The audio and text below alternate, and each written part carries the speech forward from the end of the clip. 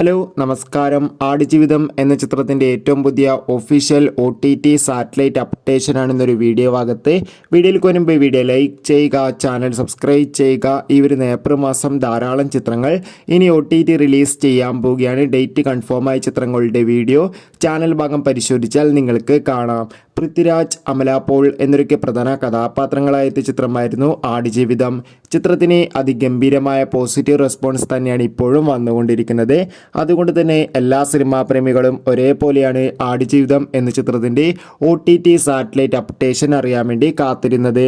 ചിത്രത്തിൻ്റെ OTT അവകാശങ്ങൾ Disney plus ഹോട്ട്സ്റ്റാറും satellite അവകാശങ്ങൾ ഇപ്പോൾ ഏഷ്യാനെറ്റും സ്വന്തമാക്കിയെന്ന് ഒഫീഷ്യലായി കൺഫേം ആക്കിയിട്ടുണ്ട്.